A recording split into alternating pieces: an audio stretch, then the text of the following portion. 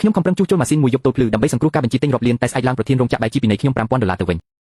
ញគ្រាន់តែព្រោះខ្ញុំញ៉ាំបាយប្រអប់តម្លៃ$15ពេលកំពុងជួសជុលច្បាប់គឺច្បាប់ទោះអ្នកណាមកក៏ត្រូវតែពីនៃដែរខ្ញុំក៏យកព្រមបង់ប្រាក់ពីនៃខ្ញុំហែកបានសរសើរជានិមិត្តរូបនៃអ្នកបច្ចេកទេសចោលចាប់ពីថ្ងៃនោះមកខ្ញុំធ្វើការតាមម៉ោងកំណត់បញ្ហាក្នុងភារកិច្ចមិនដែលធ្វេសប្រហែសក្រៅពីនឹងគឺមិនខ្វល់ឡើយកន្លះខែក្រោយមកម៉ាស៊ីននាំចូលនោះក៏រត់ម្ដងទៀតប្រធានរោងចក្រវ៉ាងគូដុងខលមកហៅខ្ញុំញឹកញាប់លោកគ្រូឆាប់មកជួយផងម៉ោង4ភ្លឺរោងជាងលេខ3ស្ងាត់ជ្រុងសំបីតែសំឡេងជ្រន់អគ្គិសនីក្នុងអំពូលភ្លើងក៏ដែរខ្ញុំរឹតប៊ូឡុងចុងក្រោយរួចយកក្នុងដៃជូតញើសមុខខ្ញុំប្រឡាក់សុទ្ធតែប្រេងម៉ាស៊ីនខ្មៅងឹតការជួសជុលអស់20ម៉ោងជាប់គ្នានេះសម្រាប់ជោគជ័យហើយគិតដល់ការបញ្ជាទិញត្រូវបានសង្គ្រោះចិត្តខ្ញុំក៏ធូរស្រាលខ្លះការបញ្ជាទិញតម្លៃរាប់លានត្រូវបានដោះស្រាយហើយខ្សែសង្វាក់ផលិតកម្មទាំងមូលក៏ត្រូវបានខ្ញុំជួយសង្គ្រោះទាន់ពេលតែពេលនេះទើបខ្ញុំជឿជើងទើបនឹកឃើញថាខ្ញុំមិនទាន់បានញ៉ាំអីជិតមួយថ្ងៃហើយខ្ញុំក៏រកបាយប្រអប់ត្រជាក់ស្គៀបនៅក្រោមប្រអប់ឧបករណ៍វាជាបាយដែលប្រពន្ធយកមកឲ្យនៅពេលយប់តែខ្ញុំរវល់ពេកមិនបានញ៉ាំក្នុងរោងជាងស្ងាត់ជ្រុងខ្ញុំអង្គុយក្នុងស្រមោលម៉ាស៊ីនហើយញ៉ាំបាយត្រជាក់នោះយ៉ាងលឿនកំពុងញ៉ាំស្រាប់តែពន្លឺភ្លើងកាមេរ៉ាជះមកចំភ្នែកខ្ញុំងើបមុខមកឃើញចាំងវៃអ្នកគ្រប់គ្រងផ្នែកធនធានមនុស្សថ្មីកំពុងលើកទូរស័ព្ទថតខ្ញុំលោកលីននឿយហត់ណាស់តើយប់ជ្រៅហើយនៅញ៉ាំបាយក្នុងរោងជាងទៀតឧស្សាហ៍ព្យាយាមណាស់ខ្ញុំទើបជួសជុលម៉ាស៊ីនរួចហត់ពេកសុំញ៉ាំបន្តិចសិនលោកលីនលោកគឺជាកម្លាំងស្នូលខាងបច្ចេកទេសរបស់រោងចក្រយើងតែច្បាប់គឺច្បាប់នៅក្នុងបទបញ្ជីផ្ទៃក្នុងមានសរសេរច្បាស់លាស់ហាមដាច់ខាតមិនឲ្យញ៉ាំអាហារក្នុងរោងជាងលោកមើលចុះនេះជារូបថតលោកកំពុងញ៉ាំបាយនៅលើអេក្រង់ខ្ញុំមើលទៅគេរួចមានអារម្មណ៍ត្រជាក់ខ្នងខ្ញុំដឹងថាគេជាក្មួយប្រុសឆ្នៃរបស់ម្ចាស់រោងចក្រមន្ត្រីថ្មីឡើងកាន់តំណែងចង់បង្ហាញអំណាចគេកំពុងរកអ្នកណាដែលល្បីដើម្បីកាត់ទោសហើយខ្ញុំដែលទើបបង្កើតស្នាដៃនោះគឺត្រូវចំគោលដៅរបស់គេតែម្ដងស្អែកឡើងខ្ញុំដែលគេមិនគ្រប់គ្រាន់ត្រូវបានប្រធានរោងចក្រវ៉ាងគូដុងឲ្យទៅមុខមនុស្សម្នាក់សមិទ្ធលីនម៉ូបានបង្ហាញស្មារតីលះបង់យ៉ាងខ្លាំងក្លាខំប្រឹងជួសជុលម៉ាស៊ីនជាប់គ្នា20ម៉ោងរហូតទទួលបានជោគជ័យសង្គ្រោះការខាតបង់រាប់លានដល់រោងចក្រគួរឲ្យសរសើរ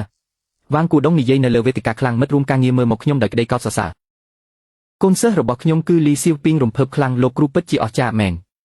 ខ្ញុំញឹមមិនចេញពិតមែនដោយការគិតវ៉ាងគូដុងបដូរទឹកមុខភ្លាមប៉ុន្តែស្នាដៃគឺស្នាដៃកំហុសគឺកំហុសរោងចក្រយើងរីកចម្រើនបានដោយសារវិន័យដែកសមិទ្ធលីនម៉ូបន្ទាប់ពីជួសជុលរួចបានរំលោភច្បាប់ញ៉ាំអាហារក្នុងរោងជាងដែលជារឿងមិនអាចទទួលយកបានអ្នកគ្រប់គ្រងចាងបានរាយការណ៍មកខ្ញុំហើយចាងវៃក៏ប្រញាប់ហុចឯកសារឲ្យគេក្នុងរោងជាងស្ងាត់ជ្រុងភ្លាមការសម្លឹងមើលមកខ្ញុំបានប្រែពីក្តីកោតសរសើរទៅជាការភ្ញាក់ផ្អើលអាណិតនិងមិនយុត្តិធម៌លោកប្រធានលោកគ្រូលីនញ៉ាំបាយព្រោះតែខំជួសជុលម៉ាស៊ីនទេតើរឿងនេះគួរតែយកខ្លះលោកលីនិយាយបែបនេះមិនត្រូវទេច្បាប់គឺច្បាប់ថ្ងៃនេះលីនម៉ូធ្វើរឿងពិសេសចុះថ្ងៃក្រោយអ្នកដទៃទៀតមិនធ្វើតាមឬចុះវិន័យរោងចក្រទៅជាយ៉ាងណាតាមច្បាប់សុំពីនៃលីនម៉ូចំនួន$5000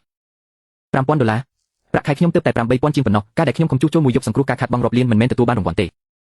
តែជាការអាម៉ាស់មុខនឹងការពីនៃ$5000ក្នុងរោងជាងស្ងាត់ជ្រុងខ្ញុំអស់សង្ឃឹមយ៉ាងខ្លាំងសៀវពីងខឹងរហូតខ្លួនញ័រគេចង់ក្រោកឈោតវ៉ាតែខ្ញុំខាត់ទុកវ៉ាងគូដុងដើរចុះពីលើវេទិកាមកឈរនៅមុខខ្ញុំ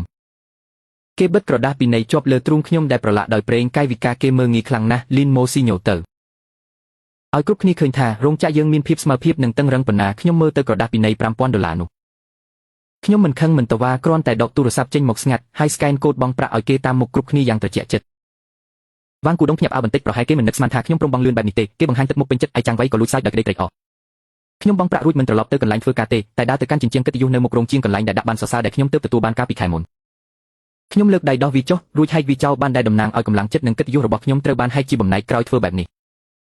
ខ្ញុំងាកក្រោយដើរចេញទៅចាប់ពីថ្ងៃនេះទៅខ្ញុំឈ្មោះលីនម៉ូជាជាងបច្ចេកទេសធម្មតាម្នាក់ដែលគោរពច្បាប់យ៉ាងតឹងរ៉ឹងបំផុតខ្ញុំរស់នៅតាមច្បាប់យ៉ាងល្អឥតខ្ចោះម៉ោង9ព្រឹកចុះឈ្មោះចូលធ្វើការមិនឲ្យខ្វះ1វិនាទីម៉ោង5ល្ងាចចុះឈ្មោះចេញមិនឲ្យលើស1វិនាទីឡើយម៉ោងធ្វើការខ្ញុំថែរក្សាម៉ាស៊ីនដែលខ្ញុំទទួលខុសត្រូវឲ្យស្អាតជានិច្ចទិន្នន័យគ្រប់យ៉ាងសុទ្ធតែត្រឹមត្រូវគ្មានអ្នកណាអាចរកកំហុសបានឡើយតែបើមានអ្នកណាដែលសុំឲ្យខ្ញុំមើលឬមានម៉ាស៊ីនដទៃខូចតិចតួចសុំឲ្យខ្ញុំជួយមើលខ្ញុំនឹងញឹមហើយបដិសេធសុំទោសលោកលីវម៉ាស៊ីនកាត់នេះមិនមែនជាផ្នែករបស់ខ្ញុំទេបើខ្ញុំប៉ះពាល់ហើយមានបញ្ហាតើអ្នកណាទទួលខុសត្រូវខ្ញុំមិនហ៊ានប្រថុយទេសុំទោសផងលោកលីវ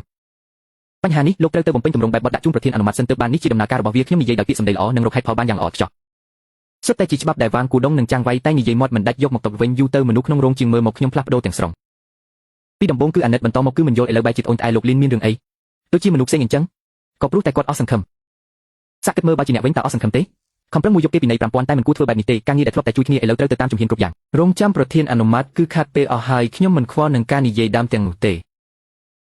ចាប់តាំងពីថ្ងៃដែលគេបិទក្រដាសពីនៃលើទ្រូងខ្ញុំរោងចក្រនេះរស់ឬស្លាប់ក៏មិនពាក់ព័ន្ធនឹងខ្ញុំទៀតដែរលីសៀវពីងព្រួយបារម្ភរហូតមករកខ្ញុំជាច្រើនដងលោកគ្រូកុំខឹងជាមួយប្រធានអីធ្វើបែបនេះអ្នកគ្រប់គ្នាកំពុងនិយាយដើមលោកនៅខាងក្រោយខ្នងហើ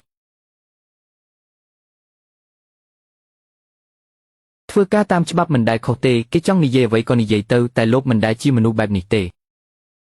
លោកធ្លាប់និយាយថាតម្លៃនៃអ្នកបច្ចេកទេសគឺការដោះស្រាយបញ្ហាដែលអ្នកដទៃធ្វើមិនបានលីនម៉ូម្នាក់នោះដែលញ៉ាំបាយប្រអប់មួយពេលហើយត្រូវពីនៃ$5000គាត់ស្លាប់បាត់ទៅហើយគេមើលមកខ្ញុំដោយភាពចម្លែកមានថ្ងៃមួយគេដើរមកជិតខ្ញុំដែលកំពុងកាន់សៀវភៅណែនាំការងារលោកលីនទំនេរខ្លាំងណាស់តែជារៀងរាល់ថ្ងៃនេះកុំភ្លេចថាជំនាញបច្ចេកទេសបើមិនហ្វឹកហាត់គឺនឹងចុះខ្សោយហើយប្រធាននិយាយត្រូវហើយ ដូច្នេះហើយខ្ញុំទើបធ្វើតាមជំហានក្នុងសៀវភៅយ៉ាងតឹងរ៉ឹងមិនហ៊ានធ្វើលើសលុតទេក្រែងលោកខុសច្បាប់ណាមួយធ្វើឲ្យរោងចក្រខាតបង់ពាក្យនេះធ្វើឲ្យគេនិយាយលេងចេញមុខឡើងក្រហមងាងរួចដើរចេញទៅចាំងវៃដែលនៅឆ្ងាយឃើញបែបនេះគេប្រហែលជាគិតថាគេជោគជ័យក្នុងការកាត់បន្ថយសមត្ថភាពរបស់បុគ្គលិកចាស់ហើយខ្ញុំនៅតែរស់នៅតាមវិន័យរបស់ខ្ញុំក្រោយម៉ោងធ្វើការខ្ញុំលែងនៅធ្វើការថែមទៀតហើយតែទៅផ្សារថ្លៃទំនិញជាមួយអ្នកលក់រួចត្រឡប់ទៅផ្ទះបង្រៀនកូនរៀនស្ដាប់កូននិយាយរឿងនៅសាលាចុងសប្តាហ៍នាំប្រពន្ធកូនទៅឧទ្យានហាលថ្ងៃយ៉ាងកក់ក្ដៅខ្ញុំខានរស់នៅបែបធម្មតាទាំងនេះយូរម្ល៉េះហើយខ្ញុំហាក់ដូចជាភ្លេចទៅហើយថាមេឃមានពណ៌អ្វីភ្លេចថាកូនញ៉ាំបែបណាគួរឲ្យអស់សំណើចត្រង់ថាអ្នកដែលធ្វើឲ្យខ្ញុំបានរស់នៅបែបនេះវិញគឺក្រដាសពិន័យ$5000នោះក្នុងពេលជាមួយគ្នានេះម៉ាស៊ីនដែលខ្ញុំធ្លាប់ជួយជួសជុលក៏ចាប់ផ្ដើមខូចខាតជាបន្តបន្ទាប់ថ្ងៃនេះឧបករណ៍ចាប់សញ្ញាមានបញ្ហាអត្រាផលិតផលខូចកើនឡើងស្អែកមកកន្លែងភ្ជាប់ម៉ាស៊ីនខ្សែបរលុងផលិតភាពក៏ធ្លាក់ចុះប្រធានរោងចក្រអ៊ូរាល់ថ្ងៃថាឯកសារផលិតកម្មពិបាកមើលណាស់លោកវ៉ាងគូដុងតែងតែជាប្រមាថក្នុងកិច្ចប្រជុំថាបុគ្គលិកខ្វះការទទួលខុសត្រូវនឹងបច្ចេកទេសថយក្រោយតែអ្នករាល់គ្នាដឹងក្នុងចិត្តច្បាស់ថាមិនមែនបច្ចេកទេសថយក្រោយទេគឺដោយសារអ្នកជំនាញដែលចេះដឹងរឿងនេះគេលីឈប់ហើយខ្ញុំលីនម៉ជាអ្នកបច្ចេកទេសធម្មតាដែលគោរពច្បាប់គ្រាន់តែមើលដោយហេរសៀលថ្ងៃដែលកើតរឿងរោងចក្រស្ងប់ស្ងាត់ណាស់លីសៀវពីនរត់មករកខ្ញុំដោយភាពភ័យស្លន់ស្លោខ្ញុំកំពុងអង្គុយផឹកតែមើលកាសែតនៅកន្លែងសម្រាប់គ្រូមិនស្រួលហើយម៉ាស៊ីនមានបញ្ហាទៀតហើយបានរីកាឬនៅមិនទាន់មានសញ្ញាអាសន្នខ្លាំងទេប៉ុន្តែលបឿនបង្វិលមានការប្រែប្រួលមិនទៀងទាត់បន្តិចបន្តួចដូចសញ្ញាពេលមុនសម្រាប់ធំដែរខ្ញុំហ៊ានធានាថាខាងក្នុងមានបញ្ហាសៀវពីនពេលឃើញភាពមិនប្រក្រតីជំហានទី1ត្រូវធ្វើអ្វីកត់ត្រាទិន្នន័យជំហានទី2បំពេញតារាងករណីមិនប្រក្រតីរបស់ឧបករណ៍ជំហានទី3ដាក់ស្នើទៅប្រធានរោងចក្រល្អណាស់បំពេញតាមនីតិវិធីរួចរាល់គឺចប់ការងារយើងហើយទៅចុះគ្រូនេះនឹងមានរឿងធំកើតឡើងណារងចាំតាមនីតិវិធីរួចរាល់ម៉ាស៊ីនប្រហែលជាអញ្ចឹងក៏ឲ្យវាខូចទៅមានការសម្រេចចិត្តពីនាយករោងចក្រហើយមានច្បាប់ទម្លាប់យើងធ្វើតាមច្បាប់តាមមិនមែនឬលីសៀវពីនសម្លឹងមើលទៅស្រពកស្រពូនបាត់ភាពភ័យស្លន់ស្លោពីមុនគេងាកក្រោយដើរទៅដោយអស់សង្ឃឹមដើរទៅបំពេញតាមនីតិវិធីដែលគេដឹងថាគ្មានប្រយោជន៍តែត្រូវតែគោរពកន្លះម៉ោងក្រោយមកតារាងចុះបញ្ជីភាពមិនប្រក្រតីស្ថិតនៅលើតុប្រធានកន្លះម៉ោងក្រោយមកទៀតតារាងត្រូវបានបញ្ជូនទៅការិយាល័យរដ្ឋមន្ត្រីផលិតកម្មរហូតដល់ជិតពេលសម្រាប់តារាងនេះក៏ដល់ដៃលោកវ៉ាងគូដុងខ្ញុំដើរកាត់ការិយាល័យប្រធានល្មមឮលោកវ៉ាងគូដុងស្រែកដោយកំហឹងរបាយការណ៍មិនប្រក្រតីទៀតហើយម៉ាស៊ីនឈប់ដំណើរការឬនៅទេវាដំណើរការធម្មតាអត់ឈប់ទេម៉ាស៊ីនល្អតើឃើញទិន្នន័យផ្លាស់ប្ដូរបន្តិចបន្តួចក៏ភ័យស្លន់ស្លោរបស់ជនជាតិអាល្លឺម៉ង់ទិញអស់រាប់លានថ្លៃធ្នូម្លេះខ្ញុំឃើញពួកអ្នកទំនេរពេកទៅធ្វើរឿងតូចឲ្យខ្លាចជារឿងធំខ្ញុំដើរកាត់ដោយអន់ក្បាលហើយលួចញឹមមនុស្សល្ងងត្រូវតែទទួលផលកម្មហើយផលកម្មនេះចិត្តមកដល់ហើយថ្ងៃនោះអ្នកគ្រប់គ្រងធនធានមនុស្សចាំងវៃក៏សប្បាយចិត្តខ្លាំងដែរនាងប្រាលេថាមកត្រួតពិនិត្យសុវត្ថិភាពអគ្គិភ័យនាងដើរលេងក្នុងបន្ទប់ម៉ាស៊ីនមេម្នាក់ឯងយូរណាស់នាងធ្វើជាដើរលេងធម្មតាតែក្រសែភ្នែកបែរជាសម្លឹងមើលទៅបន្ទះស៊ីគ្វីត្រួតពិនិត្យរាប់សិបវិនាទីនោះគឺជាសរសៃឈាមនៃប្រព័ន្ធត្រួតពិនិត្យទាំងមូលចិត្តដល់ពេលសម្រាប់លោកវ៉ាងគូដុងបានទទួលទូរស័ព្ទមួយដែលធ្វើឲ្យគាត់ជឿក្បាលខ្លាំងក្រុមការងារពីទីស្នាក់ការអាល្លឺម៉ង់នឹងមកត្រួតពិនិត្យឧបករណ៍នៅរោងចក្រអ្នកសប្តាហ៍ក្រោយប្រសិនបើតម្លៃឧបករណ៍មិនគ្រប់លក្ខខណ្ឌមិនត្រឹមតែមិនអាចបន្តកិច្ចសន្យាទេតែគម្រោងសហប្រតិបត្តិការទាំងអស់នៅពេលក្រោយនឹងទទួលរងផលប៉ះពាល់អវិជ្ជមានធ្ងន់ធ្ងរដាក់ទូរស័ព្ទចុះលោកវ៉ាងគូដុងដើរចុះដើរឡើងក្នុងបន្ទប់ដោយភាពភ័យស្លន់ស្លោក្នុងរោងចក្រមានតែខ្ញុំទេដែលដឹងថាមានម៉ាស៊ីនចិត្តខូចនាយករោងចក្រល្ងងនឹងឈួតម្នាក់មានអ្នកក្បត់ដែលមានចិត្តអាក្រក់និងក្រុមជនជាតិអាល្លឺម៉ង់ដែលមើងម៉ាត់រឿងនេះពិតជាគួរឲ្យចាប់អារម្មណ៍ណាស់ម៉ោង5ល្ងាចខ្ញុំស្កេនបានចេញពីធ្វើការទាន់ពេលវេលាមុនពេលចេញទៅខ្ញុំបានទៅមើលម៉ាស៊ីនមេលេខ3ដែលកំពុងដំណើរការនោះមើលទិន្នន័យដែលកំពុងរត់យ៉ាងលឿននៅលើផ្ទាំងបញ្ជាភាពប្រែប្រួលតូចតាចតែសាហាវនោះដូចជាក្រាហ្វបេដូងមុនពេលសេចក្តីស្លាប់មកដល់ខ្ញុំដឹងថាវិលែងមានជីវិតដល់យប់នេះហើយត្រឡប់ដល់ផ្ទះកូនស្រីគេងលក់ហើយប្រពន្ធទុកបាយឲ្យតែខ្ញុំគ្មានចំណង់អាហារបន្តិចសោះខ្ញុំបើកកុំព្យូទ័រវាលេខសម្ងាត់ស្មុគស្មាញដើម្បីបើកថតឯកសារដែលបានដាក់លេខសម្ងាត់ជាច្រើនជាន់ខាងក្នុងមានប្លង់មេនិងកូដដើមទាំងអស់របស់ម៉ាស៊ីនមេអាល្លឺម៉ង់នេះរួមទាំងផែនការជួសជុលបំរុងទុកដ៏ពេញលេញមួយនេះគឺជាអ្វីដែលខ្ញុំធ្លាប់តស៊ូដេកយប់ជ្រៅរាប់មិនអស់ដោយសារក្តីស្រឡាញ់ចំពោះបច្ចេកទេសទើបរកឃើញវាបន្តិចម្ដងខ្ញុំធ្លាប់ចាត់ទុករបស់ទាំងនេះជាមោទនភាពបំផុតរបស់ខ្ញុំដោយរៀបចំទុកជាអំណោយដល់រោងចក្រក្នុងពេលសំខាន់តែពេលនេះវាបានក្លាយជាកាំបិតដែលមុតបំផុតក្នុងដៃខ្ញុំសម្លឹងមើលស៊ីគ្វីដ៏ស្មុគស្មាញនៅលើអេក្រង់ចាំងវៃវ៉ាងគូដុងពួកអ្នកត្រៀមខ្លួនរួចរាល់ហើយឬនៅម៉ោង2យប់ទីក្រុងទាំងមូលកំពុងលងលក់ក្នុងដំណេកសម្លេងសញ្ញាអាសន្នដ៏មុតស្រួចបានបំបីភាពស្ងប់ស្ងាត់ក្នុងរោងចក្រលើអេក្រង់ម៉ាស៊ីនមេអាល្លឺម៉ង់នៅរោងចក្រលេខ3បានភ្លឺឡើងនៅសញ្ញាគ្រោះថ្នាក់ពណ៌ក្រហមឆ្អៅដូចជាភ្នែករបស់បិសាចឧបករណ៍ទាំងអស់ដែលភ្ជាប់នឹងម៉ាស៊ីនមេបានរលត់ភ្លាមខ្សែផលិតកម្មទាំងមូលបានកងទាំងស្រុងទន្ទឹមគ្នានេះនៅមជ្ឈមណ្ឌលត្រួតពិនិត្យក្នុងប្រទេសអាល្លឺម៉ង់ក៏បានទទួលសញ្ញាថាឧបករណ៍ខូចខាតកម្រិតខ្ពស់បំផុតលោកវ៉ាងគូដុងត្រូវបានមេប៉ូលីសរោងចក្រលូមីងទូរស័ព្ទហៅដែលគាត់រត់មកដល់កន្លែងកើតហេតុទាំងភ័យស្លន់ស្លោឃើញអេក្រង់ពណ៌ក្រហមដ៏ច្បាស់នោះគាត់ស្ទើរតែលុតជង្គង់ចុះអ្នកបច្ចេកទេសទាំងអស់ត្រូវបានគេទាញចេញពីក្រែរួមទាំងការឆ្លៀតភ្នែកដោយភាពហត់នឿយនិងបែកញើសពេញខ្លួនឡំពាត់ម៉ាស៊ីនដែកនេះពួកគេកាន់ឧបករណ៍វាស់វែងយ៉ាងវឹកវរវាជាទូរស័ព្ទផ្លូវឆ្ងាយអន្តរជាតិនាយកបច្ចេកទេសអាល្លឺម៉ង់នៅចុងខ្សែបានជូនដំណឹងគាត់ដោយត្រជាក់ចិត្តយោងតាមកិច្ចសន្យាប្រសិនបើអ្នកមិនអាចជួសជុលម៉ាស៊ីនក្នុងរយៈពេល48ម៉ោងទេយើងនឹងចាត់ទុកថាជាការបំពានកិច្ចសន្យាហើយនឹងបញ្ជូនក្រុមជួសជុលបន្ទាន់មកចំណាយគឺថ្លៃមហាសាលលោកវ៉ាងទិន្នន័យរបស់យើងបង្ហាញថាការខូចខាតលើកនេះដូចលើកមុនបេះបិទយើងសង្ស័យខ្លាំងលើសមត្ថភាពបច្ចេកទេសរបស់លោកនិងបញ្ហាបរិយាកាសប្រតិបត្តិការវានឹងប៉ះពាល់ផ្ទាល់ដល់ការវិតម្លៃបន្តកិច្ចសន្យារបស់យើងទូរស័ព្ទត្រូវបានដាក់ចុះលោកវ៉ាងគូដុងក្តាប់ទូរស័ព្ទជាប់ដៃគាត់ញ័រដូចត្រូវខ្យល់ក្នុងខួរក្បាលគាត់ត្រូវសូរតែពាក្យមួយចំនួនបំពេញកិច្ចសន្យាតម្លៃមហាសាលប៉ះពាល់ដល់ការបន្តកិច្ចសន្យារាល់ពាក្យទាំងអស់ដូចជាញួរធំវាយ៉ាងខ្លាំងលើបេះដូងគាត់លីនម៉គាត់ដូចជាចាប់បានចម្បាំងសង្គ្រោះជីវិតនឹកឃើញដល់ខ្ញុំភ្លាមរកលេខទូរស័ព្ទខ្ញុំហើយចុចហៅទៅសូមអភ័យទោសលេខដែលអ្នកហៅកំពុងស្ថិតក្នុងការសន្ទនាគាត់មិនជឿក៏ចុចហៅម្ដងទៀតសូមអភ័យទោសលេខដែលអ្នកហៅកំពុងស្ថិតក្នុងការសន្ទនាគាត់មិនដឹងទេថាខ្ញុំបានបិទលេខគាត់យូរហើយទន្ទឹមគ្នានេះនៅក្នុងបន្ទប់គេងខ្ញុំទូរស័ព្ទលើកភ្លឺឡើងដោយការរំញ័រយ៉ាងខ្លាំងដោយគ្មានសំឡេងខ្ញុំក្រឡាប់ខ្លួនគេងបន្តទៀតព្រឹកបន្ទាប់ម៉ោង7កន្លះកណ្ដឹងផ្ទះខ្ញុំត្រូវបានចុចយ៉ាងខ្លាំងខ្ញុំពាក់ស្បែកជើងផ្ទាត់ទាំងហួងហាបដើរទៅបើកទ្វារឆ្លីភ្នែកមើលឃើញមនុស្ស3នាក់ឈរនៅមាត់ទ្វារនាយករោងចក្រវ៉ាងគូដុង អ្នកគ្រប់គ្រងធនធានមនុស្សចាងវៃនិងប្រធានរោងចក្រទាំង3អ្នកឈររងមាត់ទ្វារដោយអាទិទេពទ្វារមុខមាត់ម្នាក់អាក្រក់មើលខ្លាំងណាស់លោកវ៉ាងគូដុងភ្នែកឡើងក្រហមថងក្រំភ្នែកហើមដូចគ្រាប់វ៉ាល់លោកនាយកវ៉ាងមកលុបលុយផ្ទះគេពីព្រលឹមបែបនេះវាខុសច្បាប់រោងចក្រដែរណាលីនម៉ត្រឡប់ទៅរោងចក្រជាមួយខ្ញុំរឿងម៉ាស៊ីនយ៉ាងម៉េចរសៀលម្សិលមិញពេលខ្ញុំចេញពីធ្វើការវានៅដំណើរការធម្មតាតើបងលីនខ្ញុំដឹងថាបងមានកំហឹងរឿងពីណៃលើកមុនតែពេលនេះជាពេលពិសេសផលប្រយោជន៍រោងចក្រធំជាងអ្វីទាំងអស់ក្នុងនាមជាសមាជិកម្នាក់បងមានការទទួលខុសត្រូវនឹងកាត់ប្រកិច្ចអ្នកគ្រប់គ្រងចាងការទទួលខុសត្រូវរបស់ខ្ញុំក្នុងរយៈពេល8ម៉ោងធ្វើការគឺចប់សពគ្រប់ហើយឥឡូវនេះជាពេលវេលាផ្ទាល់ខ្លួនរបស់ខ្ញុំគ្មានការប្រកិច្ចទទួលខុសត្រូវលើរឿងណាមួយរបស់រោងចក្រទេហើយឥឡូវមិនទាន់ដល់ម៉ោង9ដែលជាម៉ោងចូលធ្វើការទេតាមច្បាប់ខ្ញុំអាចបដិសេធមិននិយាយរឿងការងារបានទាំងស្រុងលីនមកកុំឲ្យមុខមិនយកមុខបងជឿទេថាថ្ងៃនេះបងនិយាយមួយម៉ាត់ទៀតខ្ញុំនឹងទៅប្តឹងការិយាល័យការងារថាលោកយាយីពាក្យពាក់កណ្ដាលក្រោយរបស់លោកវ៉ាងគូដុងត្រូវលេបចូលក្នុងពោះវិញគាត់សម្លឹងមើលខ្ញុំយ៉ាងជាប់ខ្ញុំគិតថាទើបស្គាល់ខ្ញុំថ្ងៃដំបូងទប់ទល់គ្នាអស់1នាទីពេញលោកគ្រូលីនបងប្រុសលីនខ្ញុំសូមអង្គរបងចុះរោងចក្រពិតជាទ្រាំលែងបានហើយជនជាតិអាល្លឺម៉ង់បានដាក់អសានវាហើយបើជួសជុលមិនទាន់ទេរោងចក្រយើងចប់ហើយបងមើលចុះបងធ្វើការនៅរោងចក្រជិត10ឆ្នាំហើយគ្មានអារម្មណ៍ជាមួយរោងចក្រទេកម្មករជាច្រើនអ្នកពឹងផ្អែកលើរោងចក្រនេះដើម្បីរស់ណានិយាយរឿងអារម្មណ៍វាធ្វើឲ្យខាត់លុយណាស់យើងមកនិយាយរឿងជាក់ស្ដែងវិញទៅរឿងជាក់ស្ដែងអ្វីបើចង់ឲ្យខ្ញុំចេញដៃក៏បានមាន2លក្ខខណ្ឌប្រាប់មកកុំថា200លក្ខខណ្ឌក៏បានដែរទី1ប្រាក់ពិន័យ5000នោះលោកវ៉ាងគូដុងត្រូវតែសងនៅកិច្ចប្រជុំព្រឹកនេះនៅចំពោះមុខអ្នកទាំងអស់គ្នាអូយចាំសិនការពិន័យ$5000នោះលោកវ៉ាងគូដុងអ្នកត្រូវតែឲ្យប្រធានចេញសងខ្ញុំវិញដោយផ្ទាល់នៅចំពោះមុខមនុស្សគ្រប់គ្នាថ្ងៃនេះហើយធ្វើការសុំទោសជាសាធារណៈរឿងដែលបង្ខំឲ្យខ្ញុំហូបបាយប្រអប់នោះព្រមទទួលស្គាល់ថាក្បួនច្បាប់ស្អុយរលួយរបស់អ្នកវារឹងតឹងហើយគ្មានមនុស្សធម្មតាបើមិនព្រមទេអញ្ចឹងក៏តាមនឹងចុះពួកអ្នកទៅរកអ្នកផ្សេងដែលមានសមត្ថភាពជាងនេះទៅ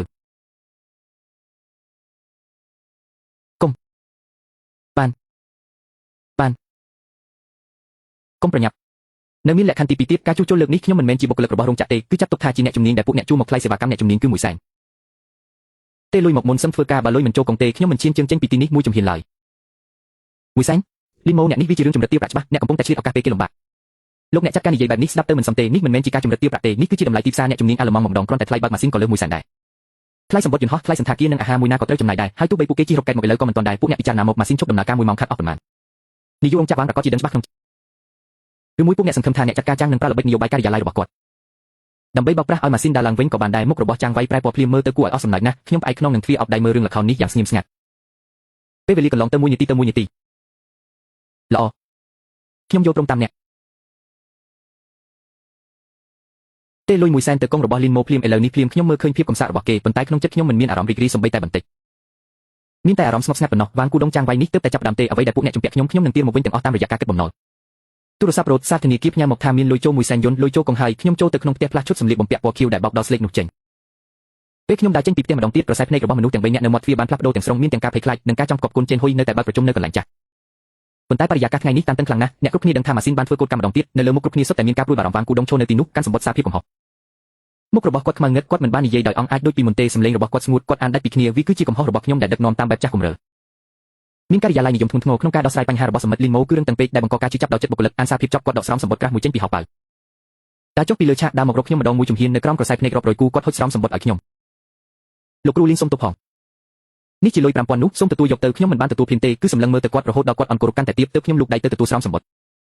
បន្ទាប់មកនៅចំពោះមុខអ្នកទាំងអស់គ្នាខ្ញុំបើកស្រង់សម្បត្តិហើយទាញលុយថ្មីដែលនៅខាងក្នុងចេញមកមួយសន្លឹក2សន្លឹក3សន្លឹកខ្ញុំរាប់យឺតរាប់យ៉ាងល្អិតល្អន់50សន្លឹកមិនខ្វះសំបីមួយសន្លឹករាប់លុយរួចខ្ញុំញាត់លុយចូលក្នុងហោប៉ៅសម្លឹងមើលវ៉ាងគូដុងដែលមានមុខស្លេកស្លាំងហើយនិយាយតិចថាលុយនឹងទំនិញដាច់ស្រេចនិយាយចប់ខ្ញុំមិនបានមើលគាត់ទៀតទេងាកក្រោយដើរទៅរកម៉ាស៊ីនដែលខូចនោះកន្លែងដែលខ្ញុំដើរកាត់អ្នកគ្រប់គ្នាដោយស្វ័យប្រវត្តិបើកផ្លូវឲ្យខ្ញុំក្រសែភ្នែកដែលសហការីមើលមកខ្ញុំមិនមែនជាការអាណិតឬឆ្ងល់ទៀតទេប៉ុន្តែជាការកោតសរសើរការពេញចិត្តនិងការគោរពលីសៀវពីនបានកាន់ប្រអប់ឧបករណ៍របស់ខ្ញុំរងចាំនៅក្បែរម៉ាស៊ីនដូចជាជំនួយការដែលស្មោះត្រង់បំផុតខ្ញុំមិនមែនជាលោកគ្រូលីនដែលគេអាចមើលងាយបានទៀតទេពេលនេះខ្ញុំគឺជាអ្នកសង្គ្រោះដែលកំណត់ជោគវាសនារបស់រោងចក្រនេះខ្ញុំមិនបានខ្វល់ពីបាយការបច្ចេកទេសដែលក្រុមបច្ចេកទេសធ្វើមិនចេញពេញមួយយប់នោះទេហើយក៏មិនខ្វល់ពីទិន្នន័យត្រួតពិនិត្យដែលខ្ញុំដើរទៅមុខម៉ាស៊ីនបើកទូឧបករណ៍បច្ចេកទេសដែលធម្មតាត្រូវចាក់សរបីជាន់និងហាមមនុស្សគ្រប់គ្នាប៉ះពាល់អ្នកបច្ចេកទេសជុំវិញនោះនាំគ្នាលាន់មាត់ញាប់អើបងលីនកន្លែងនោះប៉ះមិនបានទេលើកមុនវិស្វករអាល្លឺម៉ង់បានផ្ដាំច្បាស់ណាស់នោះជាតំបន់ត្រួតពិនិត្យស្នូឥឡូវខ្ញុំជាអ្នកសម្រេចចិត្តខ្ញុំលូកក្បាលចូលទៅក្នុងដោយពន្លឺពេលខ្ញុំឃើញស្ថានភាពខាងក្នុងច្បាស់ខ្ញុំជួនចិញ្ចឹមបន្តិចផែនការដ៏ក្លាហានមួយបានចាប់ផ្ដើមបង្កើតឡើងក្នុងចិត្តខ្ញុំចូលទៅក្នុងកន្លែងតូចចង្អៀតនោះខ្យល់ពោពេញដោយក្លិនឆេះនៃគ្រឿងអេឡិចត្រូនិកដោយពន្លឺពើពាក់ក្បាលខ្ញុំរកឃើញចំណុចដែលខូចភ្លាមបន្ទះមេដែលទទួលខុសត្រូវលើការបដូរសញ្ញាត្រូវបានឆេះខ្មៅប៉ុន្តែនៅក្បែរបន្ទះមេនោះមានឧបករណ៍ភ្ជាប់ផ្សេងៗមួយបានទាក់ទាញការចាប់អារម្មណ៍របស់ខ្ញុំលើចំណុចភ្ជាប់លោហៈមានម្សៅពណ៌ស្ដែលមើលស្ទើរមិនឃើញខ្ញុំយកសម្លេងជូតបន្តិចរួចយកទៅហិតក្លិនឈ្ងុយបន្តិចគឺជាសារធាតុគីមីឧស្សាហកម្មពិសេសរបស់នេះមិនបណ្ដាលឲ្យខូចភ្លាមទេប៉ុន្តែវានឹងបន្តស៊ីលោហៈយឺត បណ្ដាលឲ្យមានការប៉ះមិនល្អនិងសញ្ញាមិនទៀងទាត់ពេលម៉ាស៊ីនដំណើរការខ្លាំងសញ្ញាដែលច្របូកច្របល់និងប៉ះទង្គិចដូចជាការរំភ្នំដែលបណ្ដាលឲ្យឆេះយ៉ាងធ្ងន់ធ្ងរពិតជាអាក្រក់មែនក្នុងខួរក្បាលខ្ញុំលេចចេញរូបភាពមុខរបស់ចាងវៃដែលលាក់កំបិតក្នុងស្នាមញញឹមព្រមទាំងទង្វើគួរឲ្យសង្ស័យរបស់នាងកាលពីម្សិលមិញពិតជានាងមែនខ្ញុំខឹងខ្លាំងណាស់ប៉ុន្តែមិនបានបញ្ចេញតាមទឹកមុខមិនមែនជាពេលដែលត្រូវលាតត្រដាងនាងទេភស្តុតាងមិនទាន់គ្រប់គ្រាន់ហើយខ្ញុំមានអារម្មណ៍ថាគោលបំណងរបស់នាងមិនមែនត្រឹមតែបំផ្លាញម៉ាស៊ីនមួយគ្រឿងនោះទេខ្ញុំមិនបាននិយាយអ្វីទេហើយចាប់ផ្ដើមជួសជុលខ្ញុំដកបន្ទះមេដែលទំនេរចេញពីប្រអប់ឧបករណ៍ដើម្បីបដូរគ្រឿងដែលឆេះនោះប៉ុន្តែពេលដាក់ឧបករណ៍ភ្ជាប់សេនស័រខ្ញុំបានដាក់ការប្រុងប្រយ័ត្នខ្ញុំដកឧបករណ៍ការ៉េពណ៌ខ្មៅទំហំប៉ុនក្រចកដៃដែលខ្ញុំកែច្នៃពីគ្រឿងបន្លាស់ទូរស័ព្ទចាស់ខ្ញុំលួចដាក់វានៅក្បែរចំណុចភ្ជាប់រួមទាំងភ្ជាប់ថាមពលបំរុងផងរបស់តូចនេះអាចកត់ត្រាទិន្នន័យទាំងអស់ដែលឆ្លងកាត់ការភ្ជាប់នោះនៅពេលដែលមានសញ្ញាខាងក្រៅមិនប្រក្រតីឬត្រូវបានគេលួចធ្វើអ្វីមួយវាគ្គីនឹងផ្ញើសារជូនដំណឹងទៅទូរស័ព្ទខ្ញុំភ្លាមធ្វើការរួចរាល់ខ្ញុំលូនចេញពីកន្លែងជួសជុលរួចរត់ធូលីចេញពីដៃវ៉ាងគូដុងនិងក្រុមអ្នកគ្រប់គ្រងចូលមកភ្លាមលោកគ្រូលៀងយ៉ាងមិនហើយខ្ញុំជួចញ៉ាំបន្តិចធ្វើជាហត់នឿយនឹងមើងម៉ាត់គ្រាន់តែជួសជុលបណ្ដោះអាសន្នទេប៉ុន្តែការខូចខាតលើកនេះចម្លែកណាស់មិនមែនដូចជាការខូចដោយសារការប្រើប្រាស់ធម្មតាទេហាក់ដូចជាម៉ាស៊ីនមិនបានថែទាំល្អរួមទាំងការប្រើប្រាស់លើសកម្រិតនាពេលថ្មីទូបដូរបន្ទះមេក៏ដោយក៏បញ្ហានៅមាននៅឡើយត្រូវតែតាមដានមួយរយៈទៀតខ្ញុំចង់និយាយឲ្យមានន័យពីដើម្បីឲ្យពួកគេធូរចិត្តផងនិងមានការសង្ស័យផងវ៉ាងគូដុងឬដូច្នោះក៏ដកដង្ហើមធំលោកគ្រូលៀនលោកពិតជាសទ្រូងរបស់រោងចក្រយើងមែនអរគុណច្រើនលោកកុំបារម្ភការតាមដានបន្តពួកយើងនឹងសហការពេញទំហឹងខ្ញុំមកក្បាលដើរទៅមាត់ជ្រុងនៅក្រោមការទះដៃអបអសាទរហើយហៅលីសៀវពីនមកមួយឡែកសៀវពីនចាប់ពីពេលនេះទៅអ្នកត្រូវជួយខ្ញុំមួយរឿងលោកគ្រូនិយាយមកជួយឃ្លាំមើលចាងវៃផ្នែកបុគ្គលិកឲ្យខ្ញុំផងនាងជួបអ្នកណាទូរស័ព្ទទៅណាខ្លះសូម្បីតែហូបបាយអ្វីនៅរោងបាយក៏ត្រូវកត់ត្រាឲ្យច្បាស់មានអ្វីមិនប្រក្រតីត្រូវប្រាប់ខ្ញុំភ្លាមបន្ទាប់មកខ្ញុំធ្វើជាស្វែងរកប្រភពនៃបញ្ហាដើម្បីជៀសវាងបញ្ហាមិនឲ្យកើតឡើងទៀតខ្ញុំបានទៅកាន់ផ្នែកសន្តិសុខត្រួតពិនិត្យមើលកាមេរ៉ាសុវត្ថិភាពទាំងអស់ក្នុងបន្ទប់ម៉ាស៊ីនកន្លះខែមកនេះដូចដែលបានរំពឹងទុកកាមេរ៉ាថតបានយ៉ាងច្បាស់នៅវេលាម៉ោង 3:17 នាទីសៀលមួយថ្ងៃមុនម៉ាស៊ីនខូចចាងវៃចូលទៅក្នុងបន្ទប់ម៉ាស៊ីនតែម្នាក់ឯងហើយនៅត្រង់កន្លែងដែលខ្ញុំរកឃើញបញ្ហានោះរហូតដល់5នាទីទោះបីនាងបែកខ្នងដាក់កាមេរ៉ាមើលមិនដឹងថាធ្វើអ្វីប៉ុន្តែប៉ុណ្ណេះគឺគ្រប់គ្រាន់ហើយខ្ញុំរក្សាទុកវីដេអូនេះចូលក្នុងទូរស័ព្ទខ្ញុំដឹងថាផែនការខុបខិតនេះមិនទាន់ចប់ទេចាងវៃឃើញខ្ញុំជួសជុលម៉ាស៊ីនរួចនាងប្រកាសជាបាក់ចិត្តធ្វើរឿងមិនគប្បីលាក់ល្បិចអាក្រក់ទុកម៉ាស៊ីនដែលខ្ញុំទើបជួសជុលនេះគឺជាអន្ទាក់ដែលល្អបំផុតដែលខ្ញុំត្រៀមឲ្យនាងខ្ញុំកំពុងរងចាំឲ្យនាងយកភស្តុតាងដ៏សំខាន់បំផុតមកដាក់ក្នុងដៃខ្ញុំថ្ងៃដែលក្រុមវិស្វករអាល្លឺម៉ង់មកដល់កាន់តែជិតចាងវៃចាប់ផ្ដើមបារម្ភផែនការមួយមិនជោគជ័យនាងក៏ចាប់ផ្ដើមគិតល្បិចថ្មីទៀតរសៀលថ្ងៃពុធនាងទៅរកវ៉ាងគូដុងនាយករោងចក្រវ៉ាងជនជាតិអាល្លឺម៉ង់នឹងមកដល់ឆាប់ន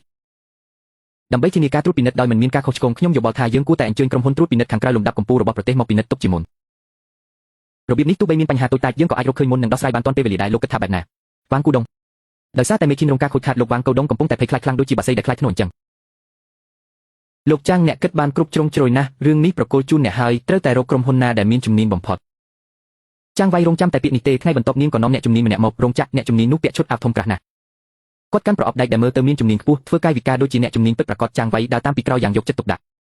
ពេលចូលទៅក្នុងបន្ទប់ម៉ាស៊ីនដើម្បីត្រួតពិនិត្យអ្នកជំនាញនោះបានយកលេខថាការពិនិត្យទិន្នន័យសំខាន់ត្រូវការកន្លែងស្ងាត់ទើបដេញបុគ្គលិកបច្ចេកទេសទាំងអស់ចេញដោយទុកឲ្យចាងវៃនៅម្នាក់ឯងនាងបែកខ្នងដាក់កាមេរ៉ាសុវត្ថិភាពនៅមាត់ទ្វារហើយបើកប្រអប់ធ្វើជាខ្ចប់ខ្សែភ្លើងនៅពេលនោះលីសៀវពីនដែលធ្វើជាបោះសម្អាតនៅក្បែរនោះ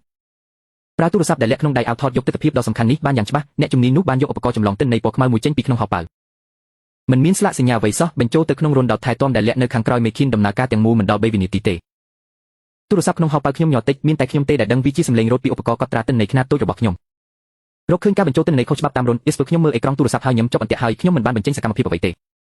ខ្ញុំដើរយឺតទៅជ្រុងដែលគ្មានមនុស្សរួចភ្ជាប់ទូរស័ព្ទទៅនឹងឧបករណ៍កត់ត្រាតាមប្រព័ន្ធ XY ដើម្បីចាប់ផ្ដើមការបំរុងទុកទិន្នន័យដែលត្រៀមទុកជាស្រេចនឹងកម្មវិធីបិទកំផែងការពារចាងវៃនិងអ្នកជំនាញនោះបានបញ្ចូលវីរុសប្រភេទគ្រាប់បែកតាវិជាដ៏កាចសាហាវដែលវាលាក់ខ្លួននៅក្នុងស្រទាប់ប្រព័ន្ធកម្មវិធីកម្ចាត់វីរុសធម្មតាមិនអាចរកឃើញទេប៉ុន្តែបើម៉ាស៊ីនដំណើរការលើសពី3នាទីវានឹងដំណើរការភ្លាមហើយរំលងគ្រប់បណ្ដាញការពារវាប្រហារផ្ទាល់ទៅលើបន្ទះមេ BIOS បង្កឲ្យខូចខាតផ្នែករឹងជាអចិន្ត្រៃយ៍ដល់ពេលនោះទោះជាទេវតាក៏សង្គ្រោះម៉ាស៊ីននេះមិនបានដែរវិធីនេះពិតជាខុសខើណាស់ពួកគេចង់ឲ្យម៉ាស៊ីនផ្ទុះខូចនៅចំពោះមុខជនជាតិអាល្លឺម៉ង់រួចទម្លាក់កំហុសទាំងអស់មកលើការជួសជុលមិនជំនាញរបស់ខ្ញុំបន្ទាប់មកចាងវៃអាចណែនាំអ្នកគ្រប់គ្រងឧបករណ៍ដែលនាងរៀបចំទុកមកបានយ៉ាងត្រឹមត្រូវហើយលក់ក្នុងតម្លៃពិសេសជូនដល់រោងចក្រមួយឈុត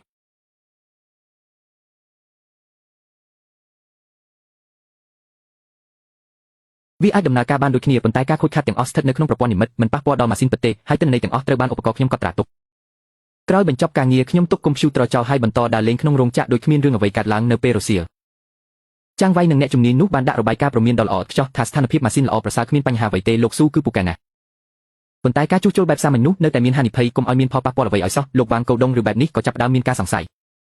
ព្រឹកថ្ងៃបន្ទាប់មកដល់មុនពេលកំណត់មួយថ្ងៃធ្វើឲ្យលោកវ៉ាងកូដុងតក់ស្លុតប៉ុន្តែក្នុងភ្នែកចាងវៃមានតែភាពត្រេកអរនាងដឹងថាដល់ពេលបំផ្ទុះអ្វីគ្រប់យ៉ាងហើយនាងបានហៅម្ចាស់រោងចក្រនិងលោកវ៉ាងកូដុងមកភ្លាមម្ចាស់រោងចក្រនាយកនិងអ្នកជំនាញអាល្លឺម៉ង់មកដល់ទាន់ពេលតោះយើងបើកដំណើរការម៉ាស៊ីនឲ្យពួកគេឃើញពីសមត្ថភាពផលិតនិងកម្រិតឧបករណ៍របស់យើងក៏ឲ្យពួកគេឃើញពីជំនាញដ៏ខ្ពង់ខ្ពស់របស់លោកស៊ូនាងសង្កត់ធ្ងន់លើពាក្យលោកស៊ូនាងមើលទៅចាងវៃដែលមានមោទនភាពពេញផ្ទៃមុខនិងបរិសុទ្ធជនជាតិអាល្លឺម៉ង់លោកហាដែលមានទឹកមុខមើងម៉ាត់ខ្ញុំនិយាយដោយស្ងប់ស្ងាត់សម្លេងមិនខ្លាំងតែពេញរោងចក្រចាប់ផ្ដើមទៅខ្ញុំក៏ចង់ឃើញដែរថាម៉ាស៊ីនអាល្លឺម៉ង់រឹងមាំប៉ុណ្ណារោងចក្រលេខ3មិនដែលជួបការញ័រខ្លាំងបែបនេះពីមុនមកទេ ម្ចាស់រោងចក្រដើរពោះកំពុងមកត្រួតពិនិត្យផ្ទាល់អ្នកជំនាញអាល្លឺម៉ង់លោកហាស់នាំក្រុមវិស្វករមកជាមួយសៀវភៅកត់ត្រាទឹកមុខមើងម៉ាត់លោកវ៉ាងកៅដុងចាងវ៉ៃនិងថ្នាក់ដឹកនាំរោងចក្រទាំងអស់បានមកជុំគ្នាជុំវិញមេឃានកម្មករក៏ឈប់ដៃពីការងារនាំគ្នាមកឈរមើលពីចម្ងាយបរិយាកាសតានតឹងខ្លាំងខ្ញុំឈរនៅខាងក្រៅបំផុតដាក់ដៃក្នុងហោប៉ៅទឹកមុខស្ងប់ស្ងាត់បុគ្គលិកចុចប៊ូតុងបើកមេឃានបញ្ចេញសំឡេងហឹងយ៉ាងនឹងណូវាចាប់ដើមវិលយឺតហើយភ្លើងសញ្ញាក៏ភ្លឺឡើងជាពណ៌បៃតងដែលបង្ហាញថាប្រក្រតីទិន្នន័យនៅលើអេក្រង់បញ្ជីហូរយ៉ាងនឹងណូគ្រប់យ៉ាងប្រក្រតីលោកវ៉ាងកៅដុងដកដង្ហើមធំញើសហូរស្រក់ចុះមកគាត់មើលមកខ្ញុំដោយក្តីដឹងគុណប៉ុន្តែចាងវ៉ៃជ្រួញចិញ្ចើមមិនក៏អីចឹងហេតុអ្វីវីរុសមិនដំណើរការ1នាទី2នាទីម៉ាស៊ីននៅតែដំណើរការយ៉ាងនឹងណូចាប់ដើមផលិតកម្មធម្មតាពេលដែលស្នាមញឹមលើមុខលោកវ៉ាងកៅដុងកាន់តែធំហើយគាត់ហ៊ាននឹងនិយាយអួតប្រាប់ជនជាតិអាល្លឺម៉ង់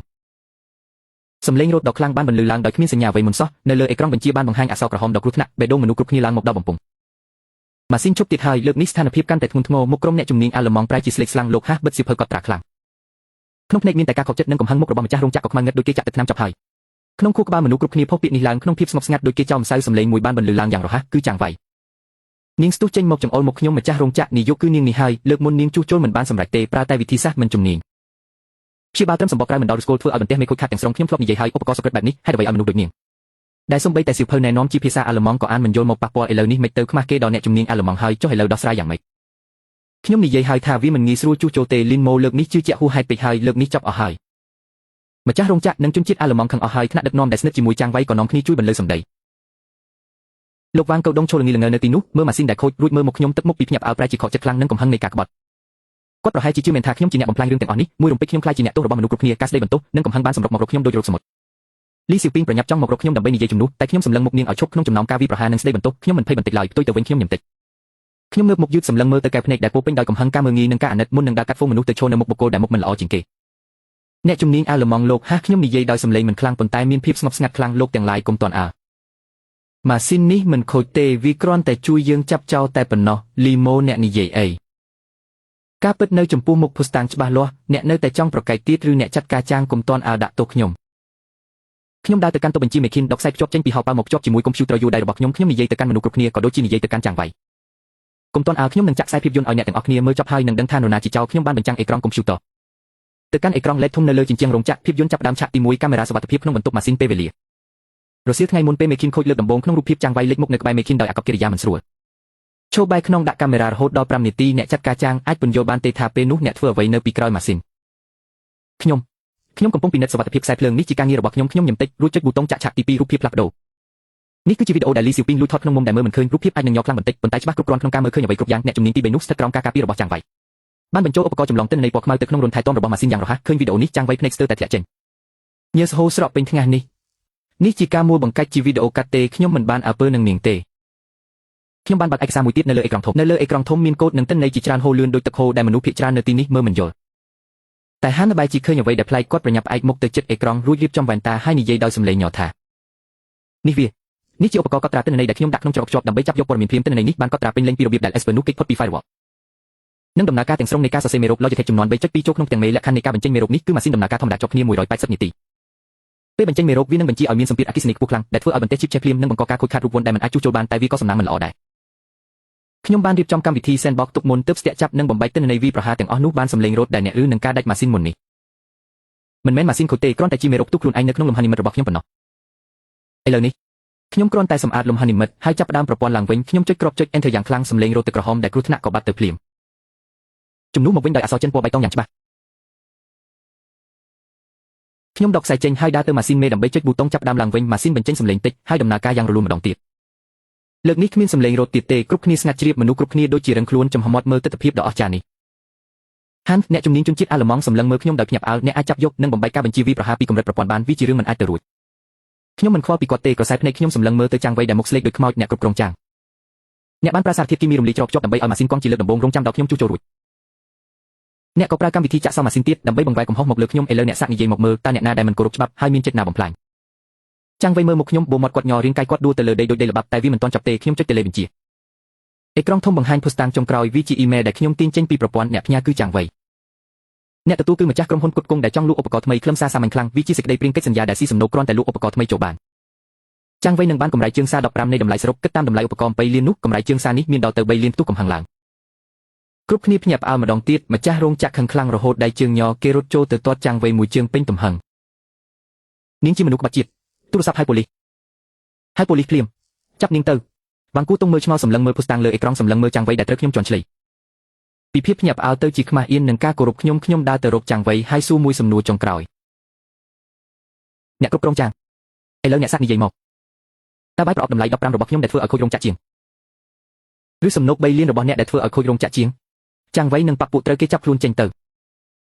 ពេលទៅចាំងវៃយំស្រែកអង្វរលែងខ្វល់ពីរូបភាពនាងគ្មានសល់អំណាចជាអ្នកគ្រប់គ្រងទៀតទេព្យុះដ៏ធំមួយ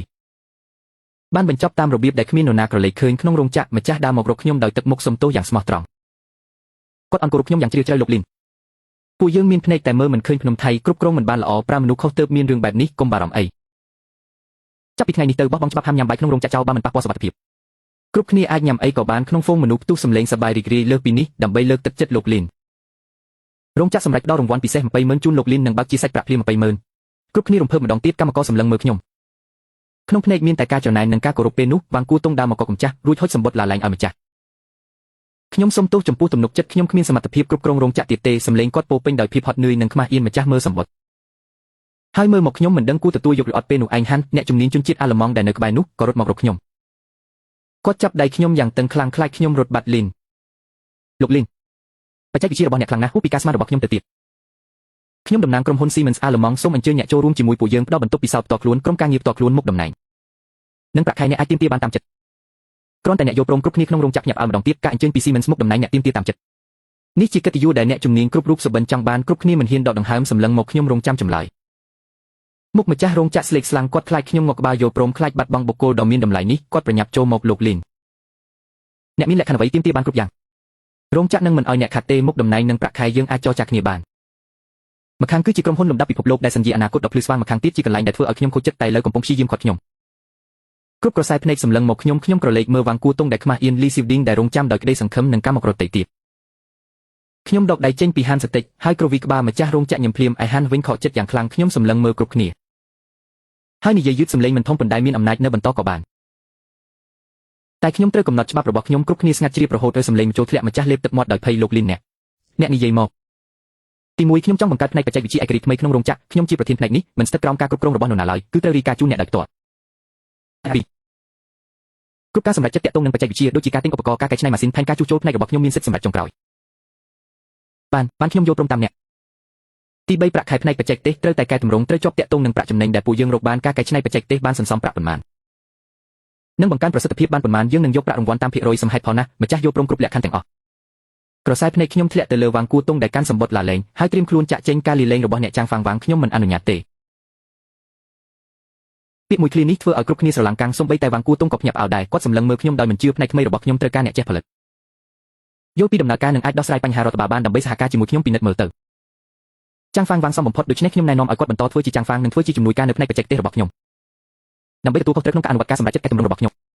ពាក្យនេះធ្វើឲ្យគ្រប់គ្នារន្ធត់ជាងលក្ខខណ្ឌ3មុននេះទៀតឲ្យចាងហ្វាងចាស់មកធ្វើជាជំនួយការឲ្យកម្មករដែលខ្លួនធ្លាប់ពីណីនិងមើងងាយនេះមិនមែនជាការតែកំភ្លៀងទេនេះគឺការកិនមុខគាត់លើដីយ៉ាងខ្លាំងគ្រប់គ្នាគិតថាវ៉ាងគូតុងនឹងផ្ទុះកំហឹងចាក់ចេញតែគាត់មិនធ្វើទេគាត់ឈរស្ងៀមចិត្តកន្លះនាទី